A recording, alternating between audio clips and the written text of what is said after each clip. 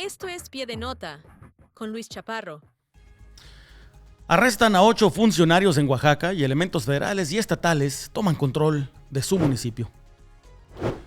Matan al papá de un joven desaparecido en el Estado de México, ya lo habían amenazado. Policías en Celaya son hallados culpables del asesinato de 3 civiles en el 2022. La presidenta Claudia Sheinbaum pidió a Pemex que dé información sobre las acusaciones de sobornos que presentó Estados Unidos. La Fiscalía de Chihuahua informa que tienen casi 100 carpetas de investigación por abuso sexual en 6 guarderías. Arrestan a una mujer en Chihuahua por extorsionar a su exnovio. Lo acusaba de ser chapulín y traicionar a un grupo criminal. En Veracruz arrestan al asesino de Dayana, la menor de edad secuestrada y asesinada en Ciudad Juárez. Anuncia la Fiscalía General de la República que las 6 víctimas de secuestro apelarán la liberación de Israel Vallarta. Estados Unidos aplaude un operativo contra el cártel Jalisco Nueva Generación. Se jactan de cómo capacitaron a los agentes mexicanos. Denuncian a un exdiputado del PRI en Yucatán por abuso sexual y terminan destapando más casos de abuso. Emite Estados Unidos una alerta de viaje actualizada para quienes planean viajar a México. Le tengo la lista de estados. Aumenta la lista de narcopolíticos en la mira de los Estados Unidos. Y como cada jueves traemos el reporte Crame para ustedes. Todo esto y más aquí en Pie de Nota a continuación. Y el gobierno de Estados Unidos también debe informar a la Fiscalía. Quiero que vea las imágenes desde las manifestaciones. El periodista Luis Chaparro podría ser parte. Esto es Pie de Nota, con Luis Chaparro. Muy buenos días, bienvenida, bienvenido a Pie de Nota con su servidor Luis Chaparro. Comenzamos con la información. Mira, el pasado martes se informó que elementos federales y estatales tomaron el control de labores de seguridad en el municipio de Pinotepa Nacional como parte de la Operación Sable. Además, arrestaron a 8 policías municipales y servidores públicos del C2 del municipio después de que saliera a la luz que tenían cuentas espejo. El fiscal del estado, Bernardo Rodríguez Alamilla, anunció que estos personajes contaban con 5 cuentas espejo cuando las autoridades municipales solo pueden tener una, lo que implica que estarían compartiendo información a personas no autorizadas. Los municipales detenidos además tienen vínculos con el crimen organizado y estaban portando armas irregulares. Según informaron, Pinotepa Nacional es el tercer municipio donde elementos federales y estatales tienen que tomar el control de seguridad debido a que los cuerpos municipales están infiltrados por el crimen organizado. Los otros 2 municipios serían Juchitán de Zaragoza y Santa María Huatulco. La Operación Sable ha involucrado a más de 600 elementos federales y estatales, los cuales estarán a cargo de las labores de seguridad hasta nuevo aviso en los municipios previamente mencionados. Rodríguez Alamilla también anunció que estas actividades permiten la desarticulación de células delictivas y el arresto de objetivos prioritarios en la región. En Ixtapaluca, Estado de México, se informó que fue asesinado a balazos un padre buscador. La víctima, padre del joven Joan Alain, llevaba buscándolo desde el 2024, cuando desapareció su hijo de 19 años. Según informó Milenio, fue asesinado en la tarde del lunes 11 de agosto, cuando un grupo de hombres armados llegaron a su casa, en la unidad habitacional San Buenaventura, y abrieron fuego mientras él se encontraba arreglando un vehículo. Llegaron los cuerpos de emergencia para atender la situación, pero el hombre ya había fallecido. La víctima, junto con su esposa, llevaban buscando a su hijo Joan desde septiembre, cuando desapareció tras salir con un amigo. Para visibilizar el caso, la familia de Joan marchó varias veces sobre la autopista México-Puebla. Quiero que vea las imágenes de la protesta de los padres de Joan de hace un año.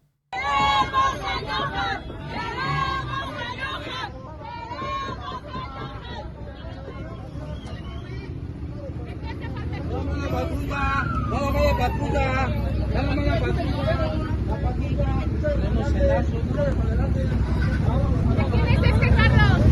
Dani, Sí, no, sí. tu Mini Cooper se mete acá.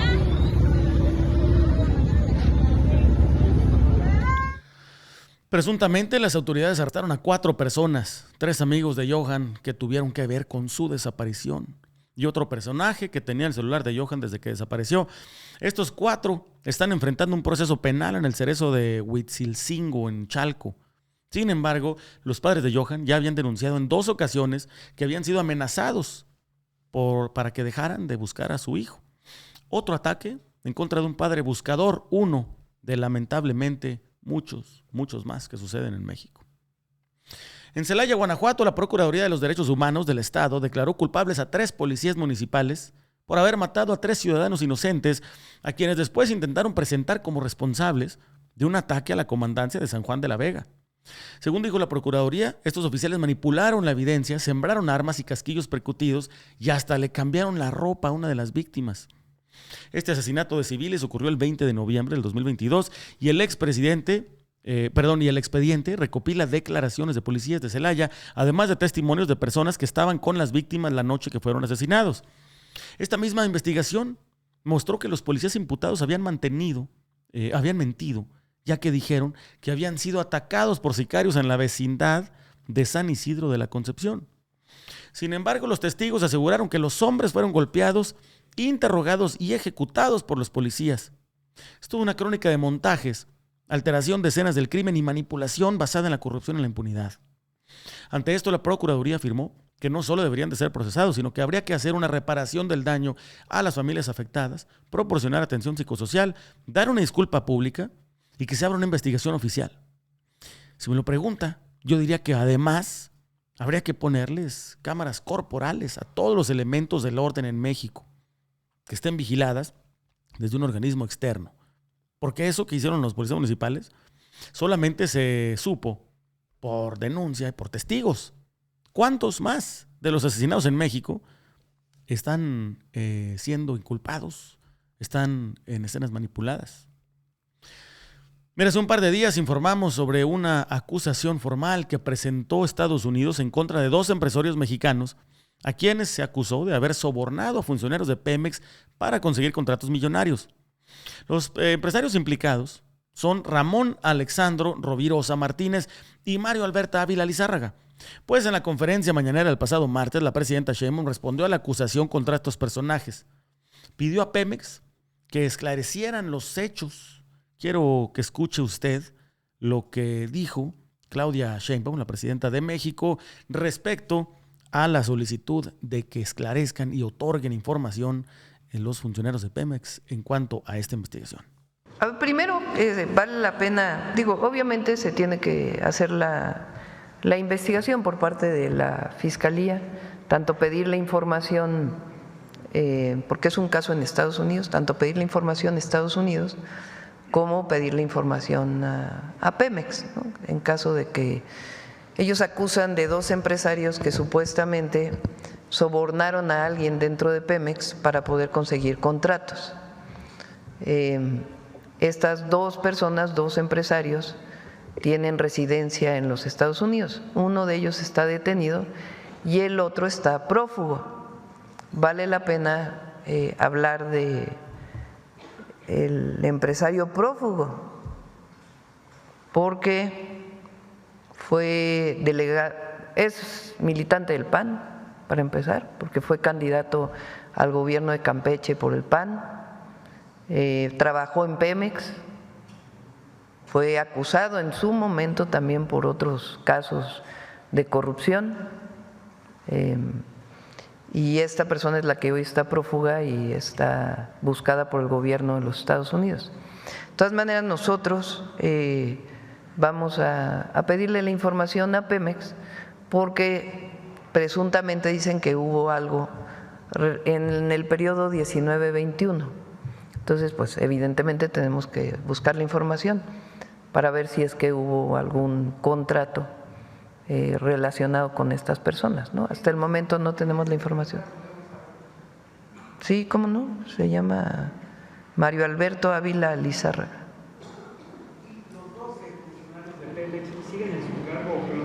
No, primero hay que averiguar los contratos, si hubo contratos con estas personas y cuál es supuestamente la acusación que tuviera que ver con algún acto de corrupción.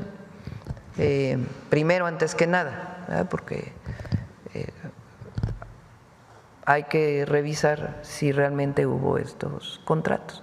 Y después de ahí, pues ya tanto a la función pública como, a Anticorrupción, Secretaría Anticorrupción y de Buen Gobierno, y a la Fiscalía, pues le pediríamos que pudiera investigar en caso de que hubiera habido estos contratos. Pues vamos a ver qué resulta de esa investigación de los Estados Unidos y a ver si Pemex realmente le entrega información a la presidenta Claudia Sheinbaum. Sería muy interesante conocer exactamente cómo operaba esa red de corrupción al interior de Pemex. Mira, hablando también de investigaciones de los Estados Unidos, de la embestida que le está dando a México y de intervencionismo, como cada jueves le traemos aquí en Pie de Nota el reporte Crame a nombre del doctor Galeb Crame, quien nos cuenta cómo sería la tan sonada intervención de los Estados Unidos en contra de los cárteles mexicanos. Hacemos enlace con el doctor Crame en un minutito.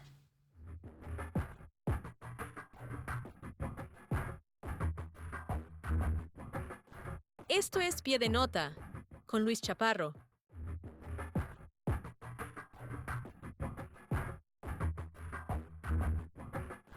Esto es Pie de Nota con Luis Chaparro. Estimado doctor Crame, muy buenos días. Qué gusto verte como cada jueves. ¿Qué tal, mi querido Luis? Pues aquí extrañándolos, una disculpa al auditorio que no pude estar con ustedes el jueves anterior y aquí estoy con mucho gusto. Se les extrañó a todos los compas de Pie de Nota y a todo el equipo. Igualmente nosotros aquí te extrañamos el jueves pasado y la gente que nos está viendo también se preguntaron dónde quedó el doctor Crame si no falla cada jueves. Lo bueno es que ya estás aquí de regreso, doctor Crame, y digo, la columna no faltó, estuvo ahí en piedenota.com, que todavía está colgada en la portada, y ahora vienes recargado con otro tema. La columna de este jueves, el reporte Crame, dice 90 días decisivos, escenarios y riesgos de la intervención de Estados Unidos contra los cárteles mexicanos. Muy relevante el tema justo ahorita, doctor Crame, con todo lo que está pasando, la entrega de estos nuevos 26 capos. Ayer miércoles también estuvimos viendo un dron sobrevolando el centro del país, un dron, presuntamente una aeronave estadounidense. Y lo que falta por venir, doctor, ¿de qué viene tu columna este jueves? Pues efectivamente de eso. Fíjate que surge, como todas las reportes Crame, de una encuesta, pero me dio en especial gusto que haya ganado esto y ganó por una amplia margen. Déjame decirte, Luis, que por un 65-35. Y me da gusto porque fíjate que se ha venido, por ejemplo, a tratar de decir después de estos 90 días y con una serie de argumentos a lo mejor no muy sólidos, no muy técnicos, de que si va a haber una invasión, ¿no? Incluso analistas, opinólogos, otros regañando de que cómo creen que cómo pueden decir la gente que va a haber una invasión en México, ¿no? Entonces decidimos hacer un análisis más técnico, más serio, con probabilidades. Y fíjate que encontramos 5 escenarios posibles. Y lo curioso, como voz de profeta, porque también anunciamos con antelación que iba a haber cambios en la administración de Sheinbaum, y ocurrió 15 días antes, lo dijimos en tu programa, y ocurrió, bueno, el de Pablo Gómez, y ya vendrán los demás. Y pues bueno, a ti te consta que este reporte se mandó el día martes. Y el día de ayer precisamente pues ocurre vuelo de una aeronave MQ-9, ¿no? MQ-9, que es la Reaper, pero es la versión marina, ¿no? Que es el Guardian, por Valle de Bravo. Y este es uno de los principales escenarios que pusimos. Y no es porque ya haya pasado, sino lo importante aquí, tomamos dos puntos en cuenta. Primero, ningún análisis serio de prospectiva se puede hacer mayor de 90 días. ¿Por qué? Porque es muy complicado, porque hay un dinamismo, hay cambios, hay variables que van y vienen, en fin. Entonces decidimos que fueran por 90 días, uno. Y dos, decidimos tomar también en cuenta pues, lo que se ha venido haciendo, ¿no? Que son estos sobrevuelos de estas aeronaves, que son, por ejemplo, pueden ser el MQ-9 o MQ-9 Reaper o el Boeing RC-135. Pero bueno, ¿qué sucede aquí, mi querido Luis? Aquí son las mismas ventajas, pero se va a respetar la soberanía mexicana. Este porcentaje tiene un 80-90% de probabilidad de que se continúe, pero va a continuar con mayor énfasis, ¿no? Donde la mayoría de las bases van a salir de Fort Bliss o en portaaviones o en aguas internacionales estos drones. y va a haber una recolección SIGINT, que es Signal Intelligence o inteligencia de señales, y geointeligencia o GeoInt, ¿no? También, ¿por qué se hace? Primero, tiene muchas ventajas. Hay un bajo perfil político, minimiza tensiones diplomáticas, pero, por ejemplo, otra vez, el OSINT o la inteligencia de fuentes abiertas, como lo que ocurrió ayer, que apareció este dron sobrevolando Valle de Bravo, pues muchos internautas pues, nos dimos cuenta de eso, ¿no? OSINT, que es otra página americana civil, ¿no? Se dio cuenta de eso, también la subió. Entonces queda la presidencia pues como en una ambigüedad, por no decir en una hipocresía abierta, ¿no? Porque pues, yo creo que la mayoría de los mexicanos aceptaríamos la soberanía como es, ¿no? O sea, es una soberanía, pues sí, donde se permite este tipo de vuelos, porque en teoría, ¿no? Tenemos un enemigo común que son los cárteles. Entonces, ¿cuál es digo, no se piensa sobrevolar una bandera mexicana, una bandera norteamericana en el Zócalo, ni mucho menos, ¿no? Se está generando esa inteligencia para que si tuviéramos una soberanía más moderna, por ejemplo, la Unión Europea. La Unión Europea, pues hay ejércitos bilaterales o multilaterales que operan dentro de la Unión Europea sin ningún problema, ¿no? ¿Por qué no operar un ejército binacional? Lo hemos dicho muchas veces, binacional, tanto en ejército, tanto en suelo mexicano como en suelo americano, pero bueno. Y la segunda opción, mi querido Luis, que salió con entre un 70 y un 85% de probabilidad, son estas operaciones navales en aguas internacionales que, como sabemos, tenemos los destructores, tanto en el Pacífico como en el Atlántico, el Gravely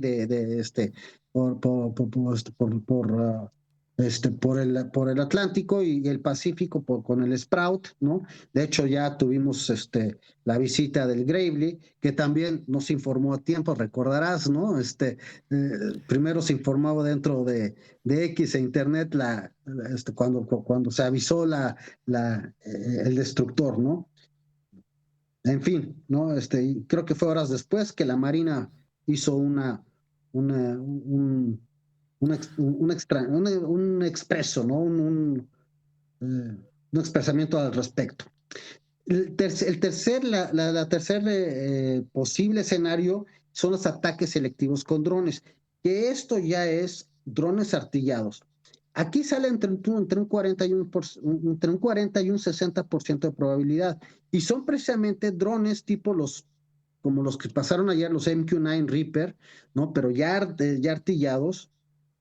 Y aquí yo creo que este tipo de escenario, yo creo que sería de lo más eficiente en cuanto al combate al crimen organizado.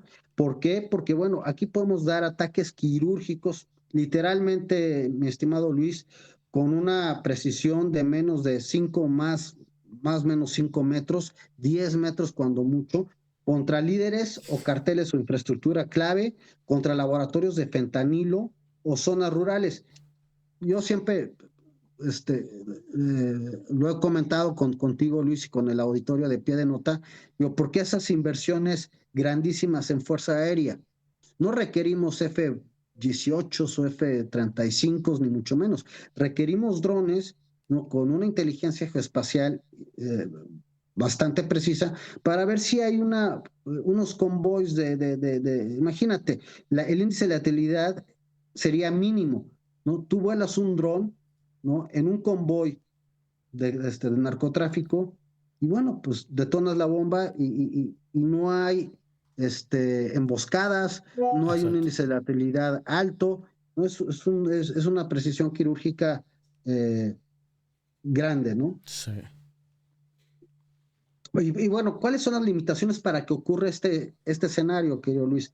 Bueno, se habla mucho de que va a haber una violación del derecho internacional si se ejecuta sin consentimiento mexicano, ¿no? El riesgo de fragmentación de los cárteles, que efectivamente, o sea, de hecho ya lo está, Luis, has tenido también varios invitados que coinciden con nosotros, ¿no? Lo hemos dicho varias veces, ¿no? Esta fragmentación, pues es es un proceso natural y hasta Correcto. cierto punto esperado, ¿no? Entonces, me preocupa ahora que de los, que los delitos de alto impacto en un futuro no muy lejano empieza a tener realmente aquellos delitos que afecten más a la clase social, a las clases medias, medias bajas, a la sociedad en sí, sobre todo en delitos de extorsión, en delitos que puede haber de tráfico de órganos, lamentablemente puede haber un incremento en eso y en diferentes tipos de, de, de, de, de de delitos Ujú. que vayan a ser los remanentes y resultado de esta presión que se le ha venido haciendo a los cárteles, ¿no? Cárteles. En fin, eso es algo que preocupa. Por último, la operación encubierta de fuerzas especiales, aquí sale la probabilidad entre 30 y 50%, ¿no?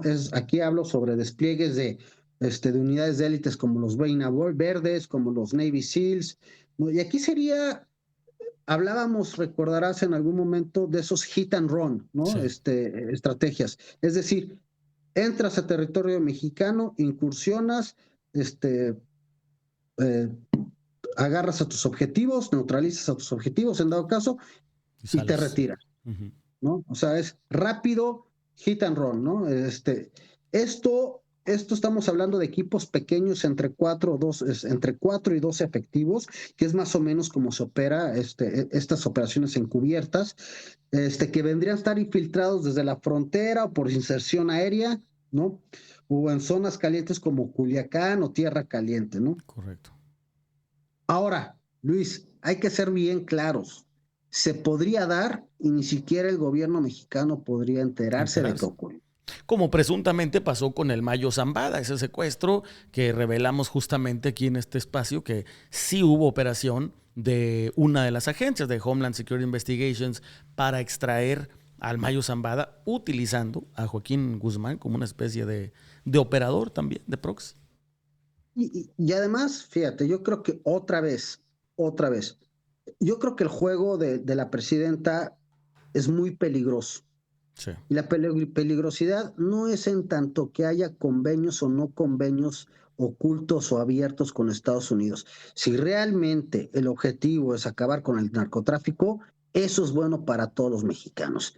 El problema es que tarde o temprano cualquier operativo encubierto, ¿no? Se va a Será descubrir. señalado y puede ser en un año, en 6 años o a lo mejor cuando destapen los archivos en Estados Unidos, porque tú sabes que tienen una temporalidad, tienen una Ujú. caducidad, los destaparán y entonces nos daremos cuenta de todas las mentiras que nos han venido diciendo. Correcto. No entiendo yo por qué, repito, tener esa soberanía encubierta, anquilosada a tiempos de la revolución, honestamente, cuando se puede en abierto decir, oye, vamos a operar de manera conjunta y no pasa absolutamente nada. Yo creo que nadie en su sano juicio, y menos aquellos que hayan tenido víctimas directas o indirectas por el narcotráfico, que hayamos sufrido asaltos o secuestros, vayan a estar en contra de eso, ¿no? Siempre y cuando, bueno, pues que sean, que todos estos operativos tengan una temporalidad, ¿no? Punto.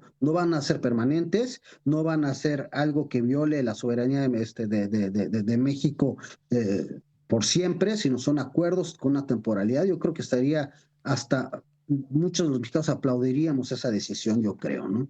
Definitivamente, Doc, y yo creo que digo, sobre todo si empieza a dar resultados. Yo no creo que nadie vaya a quejarse de que se den los resultados que se necesitan si no se puede desde México. Eso también, doctor, creo que ese debate también se abre mucho. México tiene mucha capacidad para operar, tiene realmente elementos de las Fuerzas Armadas que tienen la capacidad de arrestar, neutralizar. El problema es que hay una alta corrupción, hay un alto nivel de impunidad y hay muy poca voluntad política para que realmente pase. Ahorita la cosa es que la voluntad política, siento, Doc, me corregirá si no es así, siento que la voluntad política para ir contra los criminales viene más de una manita de puerco de los Estados Unidos que de una voluntad política nata del gobierno mexicano. Totalmente de acuerdo, Luis, totalmente de acuerdo. Y déjame decirte también que ya hay un descontento en los oficiales, a lo Sí. mejor no en los oficiales de más alto rango, no estoy hablando de generales o almirantes, ¿no? Pero sí hay un descontento ya de oficiales que saben que están sobresaturados. De veras, o sea, yo no puedo creer que haya salido el almirante secretario a decir que en Guerrero van a estar operando zonas turísticas y el tren y, y casi de jardineros, ¿no? Cuando Sí. realmente lo que necesitamos es las Fuerzas Armadas que estén operando como para lo que son, para lo que deben de ser. Y además es una cuestión también de moral de ellos, ¿no? Tú hablas con un marino o hablas con un militar y lo peor que les puedes hacer es, ellos entraron por, por, por gusto, por Exacto. vocación, muchos de ellos, ¿no? Y lo peor que les puedes hacer es mandarlos a operar aeropuertos, tránsito, andar de jardineros operando trenes turistas, ¿no? Turísticos. La verdad es que es lo peor que les puedes hacer para la moral dentro del ejército, ¿no? Y ahí hay un descontento que a lo mejor, pues obviamente no lo van a enseñar en la mañanera, Luis, ni esperemos que salga ese tipo de... Pero los que estamos en comunicación constante y en interacción constante, pues sabemos que, que hay un descontento ya ahí claro, ¿no? De las tropas, más cuando se les manda, por ejemplo, a la Guardia Nacional sin su consentimiento, ¿no? Eh, no, en fin, hay mucho que hablar ahí. No, no, claro. Este, A ver, y está el descontento de las tropas, está el descontento de la gente, está el descontento de las tropas, y también estar jugando un poco a esto, Doc. Digo, a lo mejor, no sé si nos salimos mucho del tema, creo que tiene que ver, quiero ser de nuevo muy respetuoso con tu tiempo y todo, pero me pasa lo siguiente, el descontento peligroso puede ser el descontento justamente de los organizaciones criminales por estar expulsando de esta manera a los narcos. No estoy diciendo que esté mal, yo creo que es un acierto sacar a los capos y que estén en Estados Unidos porque justo operaban en México y seguían operando detrás de los barrotes. Pero en Colombia en su momento, ¿te acuerdas que se hizo el grupo de los extraditables y empezaron a hacer actos de terrorismo justo para evitar ser enviados a los Estados Unidos? La diferencia es que creo que ahora están recibiendo muchos beneficios de aquel lado y ya no les cae tan mal. Pero podrían, Doc, te lo pregunto, ¿podrían reaccionar los cárteles mexicanos, las organizaciones criminales, ante estos envíos? ¿Reaccionar de manera violenta? yo creo que estás tocando un tema neurálgico. Si les empiezas a afectar sus intereses, Correcto. por supuesto que así lo harán. Y además, lo comentábamos también, eh, estamos a nada de que hay un error que pueda desencadenar toda una bola de nieve y una cadena causal muy grave. A ver, Cierto. un dron que se le vaya el viento, ¿no? En la frontera y que detone en territorio de Estados Unidos, o de manera voluntaria o involuntaria, ¿no? O que haya una situación que pueda escalar la violencia, por supuesto que la hay, ¿no? Este, ahora bien, lo que más nos debe de preocupar y lo que más le debe de ocupar a la presidenta y al gabinete de seguridad es lo que se le llama el efecto cucaracha, ¿no? Ujú. Le dicen en inglés el spillover effect, ¿no?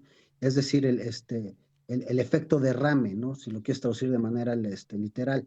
¿En qué sentido? En que pues toda la dinámica criminal que se ha venido dando en cuanto al trasiego de fentanilo y de cocaína al mercado estadounidense, va a tener que encontrar otros mercados, ¿no? Iba a Sí. ser el mercado europeo, iba a ser el mercado asiático, ¿no? Pero además aquí, los cárteles no pierden. Esos ingresos que se empiezan a perder o que se empiezan a reducir, va a ser, como lo mencioné, en delitos que sean todavía más que tengan un mayor impacto en el costo social, como puede ser los secuestros express por 1,000 pesos, por 5,000 pesos, ¿no? Las extorsiones, los derechos de piso, va a aumentar. Ya se empezó a hablar de derecho de piso digital, es decir, tú vendes un producto en Facebook, ¿no? Te contactan, te presentas para este posible comprador y te dice, en cuanto vendas tu artículo, me tienes que dar el 15, Ah, 20%, ¿no? Entonces, eso es a lo que estamos incurriendo. Y es donde yo veo que el gobierno mexicano no ha tomado, porque seamos francos, ¿no? Esta nueva ley de extorsión que tanto se ha venido hablando y que se ha hecho con bomba y platillo, Ujú. pues digo, no sé, Luis, tú lo leíste también, yo no le veo absolutamente algo novedoso, es un refrito de lo que se ha venido haciendo. Los programas, para atacar las causas de las drogas que tanto habla la presidenta, pues realmente yo no veo mucha diferencia entre recordarás el PRONAPRED, el Programa Nacional para la Prevención de la Delincuencia y la Violencia en la época de Peña Nieto, son los mismos programas, ¿no? Incluso yo creo que hasta mal hechos, ¿no? Porque tampoco Sí, han tenido ese impacto que tampoco fue extraordinario en la época de Peña Nieto, pero sí hubo, por lo menos hubo mediciones en donde sugería que sí venía reduciéndose al tercer año que se venía haciendo, ¿no? Entonces yo no defin- veo nada de esto aquí. Entonces sí, sí es complicado, Luis, sí es complicado. Y pues lamentablemente yo tampoco veo que haya, como siempre, ninguna planeación y previsión a futuro, ¿no? Definitivamente, Doc, creo que tienes toda la razón. Permíteme invitar a la gente nuevamente a leer tu columna 90 días decisivos, escenarios y riesgos de la intervención de Estados Unidos contra los cárteles mexicanos. Y recordarles, Doc, que me parece importante, aquí avisaste con tiempo de nuevo los cambios en la UIF. Se avisaron como con 15 días de anticipación en uno de estos reportes CRAME, lo que me parece crucial para que la gente vaya, lea, le eche un ojo. Tiene metodología bastante choncha, muy gruesa la metodología con la que hiciste este reporte, porque seguramente esto es lo que, alguno de estos escenarios, sobre todo los que tienen más posibilidad, podríamos estarlos viendo en lo más próximo. Ya vimos uno de los drones, ya vimos un intento de intervencionismo. Estamos viviendo, doctor, creo, una parte interesantísima de la historia de México en la relación bilateral con Estados Unidos en temas de seguridad. Y un parteaguas, querido Luis, yo guardo las esperanzas y el optimismo de que realmente sea un parteaguas. Ojalá. Que después de este episodio, pues ya México aprenda realmente a entender que la meritocracia, más que la ideología, es el camino para salir adelante en cualquier aspecto, ¿no? Entonces, yo creo que eso es importante. Por último, Luis, sí quisiera comentar que el último escenario, Ah, claro, tienes un 5. Sí, sí. el de la intervención terrestre directa, que también muchos se escandalizaron, ¿no? De que Sí, ya pensaban que iban a entrar a poner la bandera de Estados Estados Unidos en el Unidos. Zócalo. Bueno, esa es una probabilidad mínima entre el 5 y el 15% de probabilidad, Sí. es totalmente mínima. El riesgo diplomático es muy alto, el riesgo operativo tanto para Estados Unidos como para México es muy alto, ¿no? Digo, es prácticamente, digo, es posible porque tiene su grado de posibilidad, ¿no? Entre el 5 y el 15, pero es mínimo, ¿no? Eh, y, Entonces, y- no, perdón, Doc. Sí, sí, sí, sí, no, perdón, entró mi reloj, no sé por qué, pero no, yo veía que, bueno, en ese contexto, digo, a pesar de que es una posibilidad muy mínima la que arroja el indicador, pues ya hay un poco de contexto. A ver, se desplegaron más de 200 strikers y más de 10,000 tropas en la frontera sin incursiones confirmadas. Pero sí hubo un despliegue importante en las fronteras de México. ¿no? Y sobre todo los strikers, recordarás que incluso tú pasaste un video, Ujú. o sea, de la gente que está ahí, que vive en la frontera día a día, estaba totalmente sorprendida Sorprendida. de ver a simple vista estos strikers allá, lo que nunca había ocurrido, ¿no? Exacto. Entonces, yo creo que es interesante. Yo creo que ellos lo que están pretendiendo hacer yo creo que es una línea de defensa, ¿no? Ellos prevén que pueda, o sea, no dejan nada a la sorpresa. Los Estados Unidos corren muchos modelos, muchos escenarios, muchos juegos de guerra. Entonces dicen, bueno, pues se les ocurre a estos narcotraficantes querer cruzar o querer plantar algún explosivo o volar drones, ¿no? Artillados Digo, pues, también yo creo que es una parte de la línea de defensa que ellos tienen. Dudo mucho que sea para llegar y invadir el país, ¿no? Además, lo comentamos la semana pasada, antepasada, perdón, los juegos de guerra que se utilizan con el colegio americano, pues obviamente uno de los juegos de guerra más comunes son la invasión o la defensa de México, ¿no? Correcto. Igual que con Canadá, por tratarse, pues obviamente de las fronteras de ellos, ¿no? Pero también hacen juegos de guerra con Taiwán y pues, en caso que haya una invasión china, en fin, son juegos de guerra que se hacen, ¿no? Y no implica que quieran invadir México, sino simplemente pues, estar preparados para y practicar ellos sus propios modelos y juegos, ¿no? Definitivamente, Doc, pues muchas gracias como siempre por tu reporte, por el análisis puntual. Lo pueden ver, les recuerdo, en piedenota.com, lo pueden leer, ahí está la metodología y mucha gráfica, están todos los escenarios de los que hablamos ahorita con el doctor Crame. Y doctor, pues estamos pendientes de tu cuenta en X donde subes la encuesta para saber cuál es el siguiente tema y desde luego pendientes la siguiente semana, como cada jueves, el reporte Crame. Muchas gracias, Luis. Un abrazo a tu auditorio y a todos ustedes. Te mando un abrazo, Doc. Muy buen día.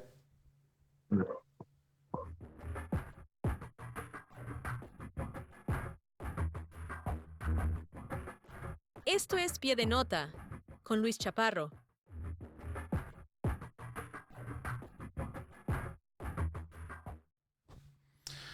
Pues ahí tiene al doctor Galef Crame como cada jueves con el reporte Crame. El día de hoy un análisis por demás importante, interesante y además pues muy cubierto de todas las posibilidades con su índice de probabilidad.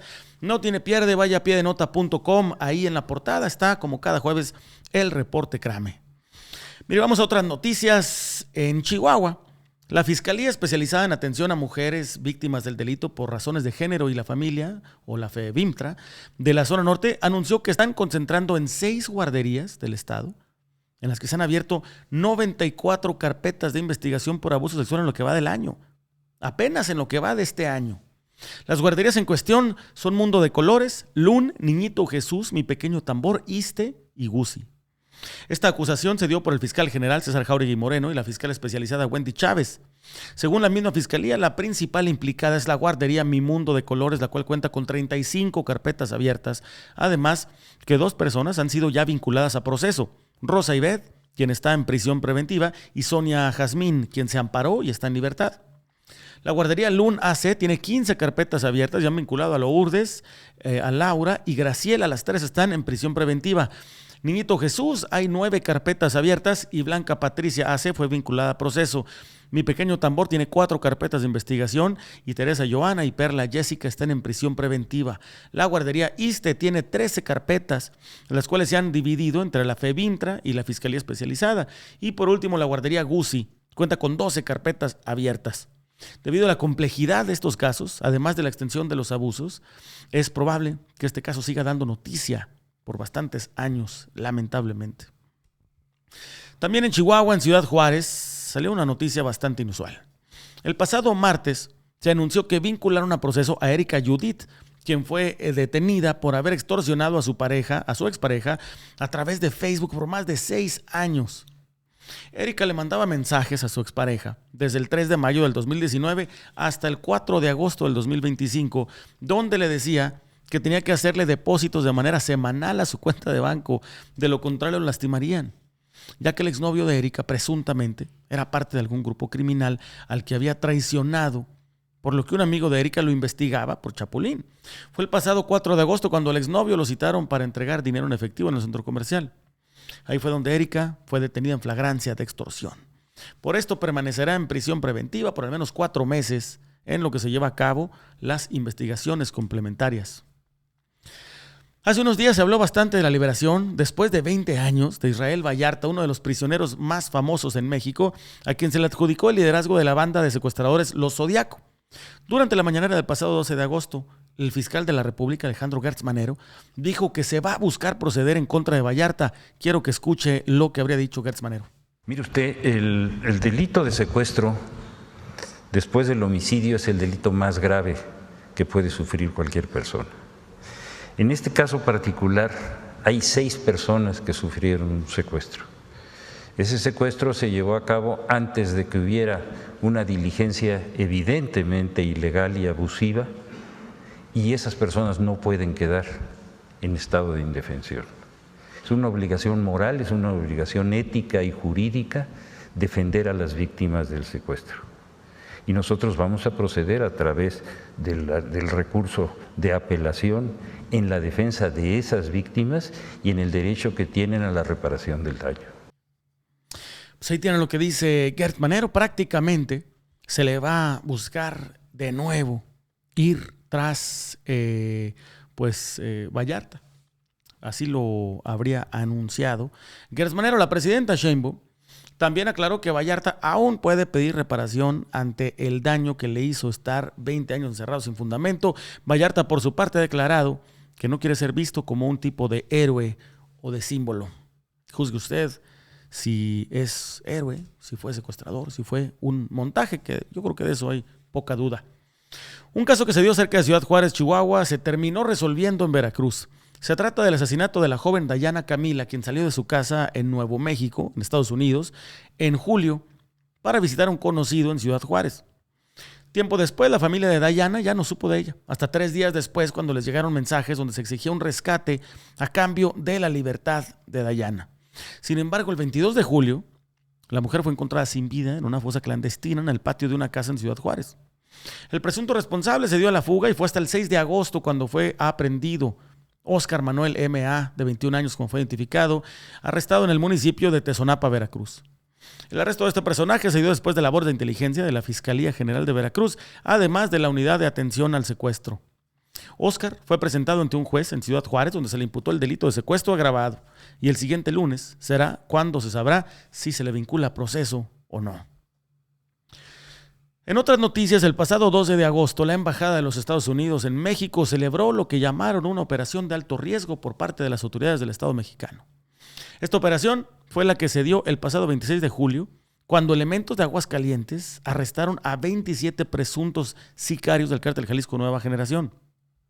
Ya habíamos reportado sobre este operativo, que resultó en varios narcobloqueos y quemas de negocios por parte de los narcos como represalia. Sin embargo, lo que resaltó sobre la felicitación de los estadounidenses fue que dijeron que los agentes mexicanos habían sido capacitados por el FBI y la Oficina de Asuntos Internacionales de Narcóticos y Aplicación de la Ley, o INL por sus siglas en inglés.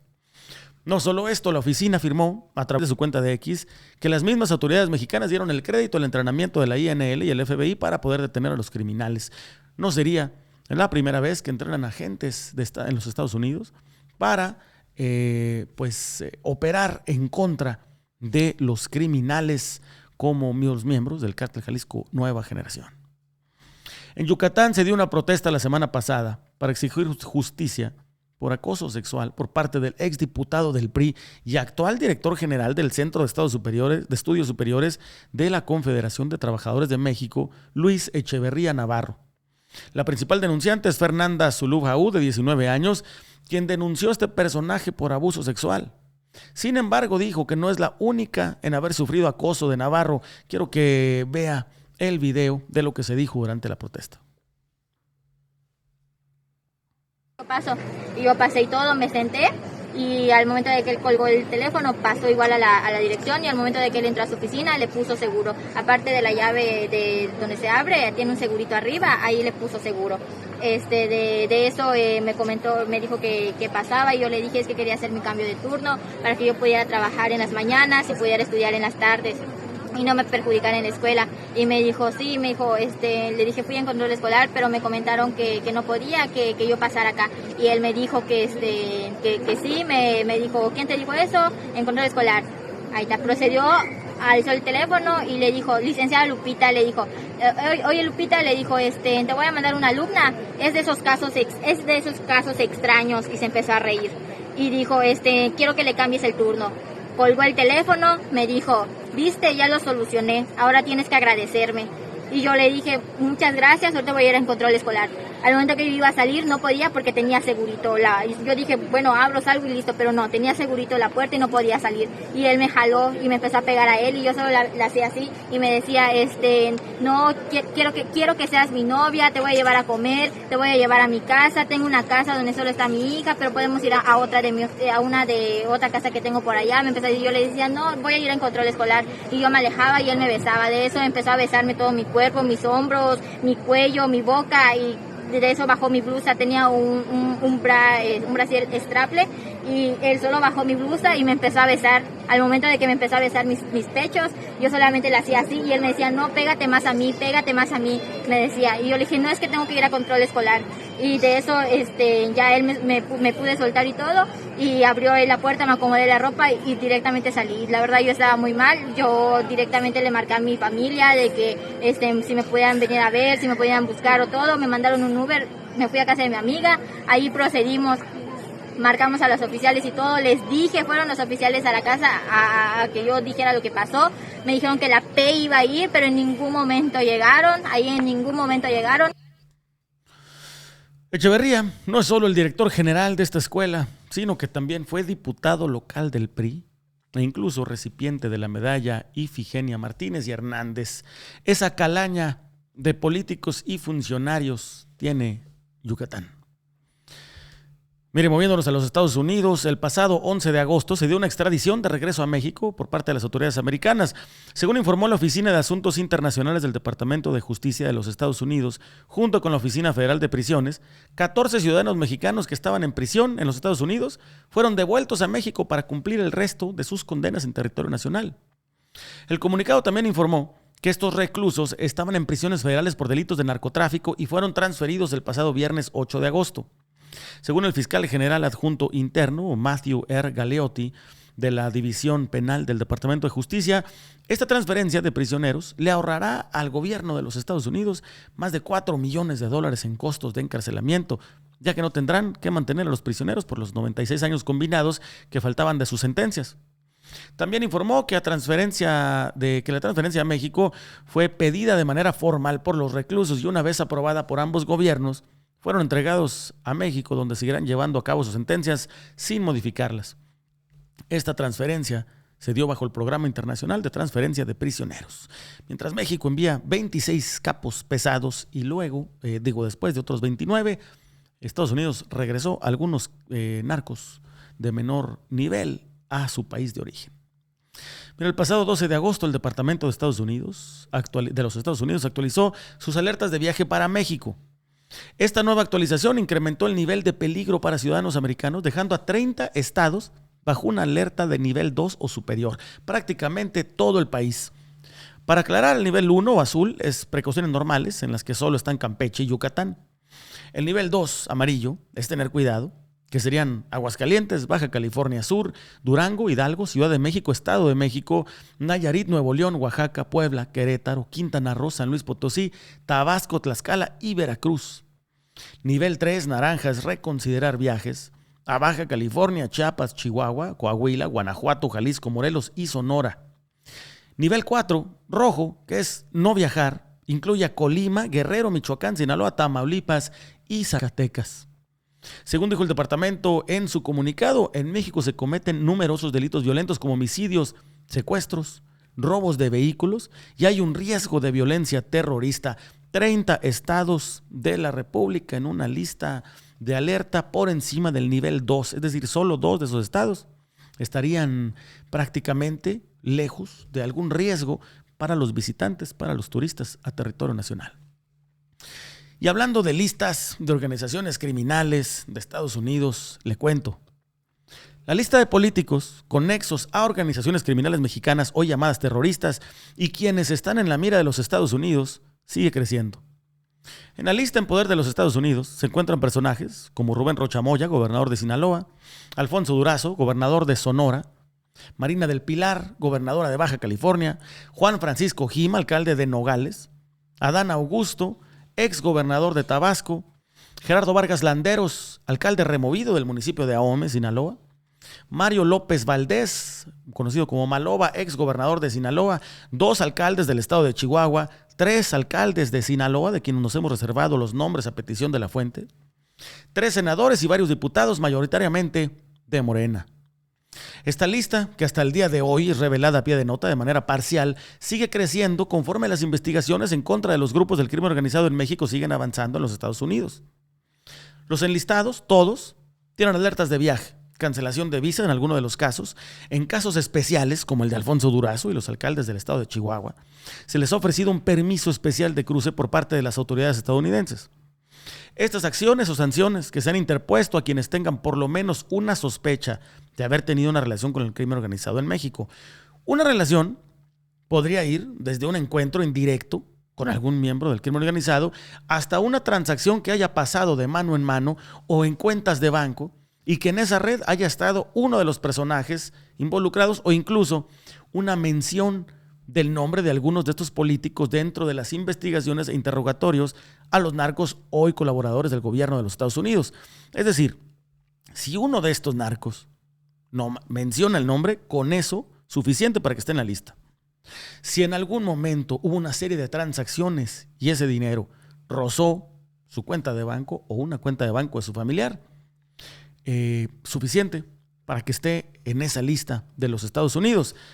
A la vez que algunos o varios de estos políticos entablan conversaciones con miembros de la Embajada de los Estados Unidos o agentes federales del mismo país, se van revelando más nombres para engrosar los objetivos narcopolíticos del tío Sam.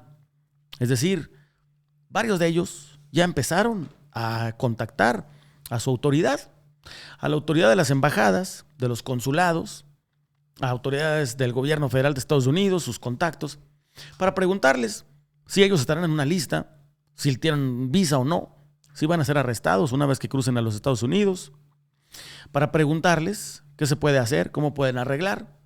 Y mientras eso sucede, ellos mismos estarían delatando a otros políticos que tienen nexos con el crimen organizado y así engrosando una lista en poder de Donald Trump y de su administración, que de nuevo parece no ser vinculatoria, parece no ser una lista que vaya a tener acciones como arrestos, detenciones, hasta ahora, donde se sabe, hasta donde revelan las fuentes a pie de nota. Sin embargo, esa lista es una lista de sospechosos que se va a ir ampliando antes de irse depurando y luego comenzar a pedir, a solicitar a México la detención, arresto, etcétera, de esos narcopolíticos en la lista. En una nota extra, quien parece ya haber librado las garras de Donald Trump es la gobernadora de Baja California, Marina del Pilar, a quien le habrían regresado su visa y removido la alerta de viaje, además de haberle ofrecido un trato que no pudo rechazar. O te alejas lo más que puedas de tu esposo, Carlos Torres Torres, ante quien pesa una investigación por financiamiento a un grupo criminal, y te regresamos la visa, o vas junto con él a la lista de narcopolíticos mexicanos. Así las cosas en México, con nuestro pesar de todos los días, que son los políticos mexicanos relacionados al crimen organizado. Mientras unos entran, otros salen, y esa lista, mientras sigue creciendo, pues nos vamos dando cuenta de cómo corre el agua en nuestros estados, en nuestros municipios. Ahí tiene información de primera mano, aquí investigada por pie de nota durante las semanas pasadas, para revelarle exactamente quiénes están en esa lista de narcopolíticos. Le haremos más revelaciones el día de mañana. Eso ya será otro tema, pero estése pendiente de los avisos que vamos a dar mañana viernes respecto a la narcopolítica mexicana, que tiene mucho de qué hablar y es un anuncio que yo creo que le va a interesar muchísimo. Por lo pronto, voy a dejar hasta aquí la información del día de hoy jueves. Quiero agradecerle conectarse con nosotros en pie de nota casi una semana completa. Quiero pedirle un favor, déjeme un me gusta, déjeme un like, ayúdeme a llegar a más pantallas, a ser parte de la red informativa de cada vez más personas, que se enteren cómo corre el agua en México sin mentiras, sin desinformación, con conocimiento de causa y con las fuentes que estamos labrando aquí en Pie de Nota. De parte de todos los que hacemos posible este espacio, esta transmisión aquí en Pie de Nota, quiero desearle que tenga usted un muy buen día.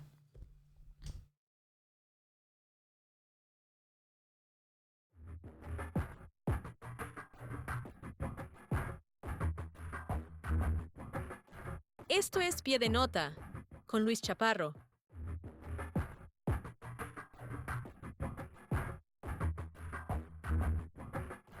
Es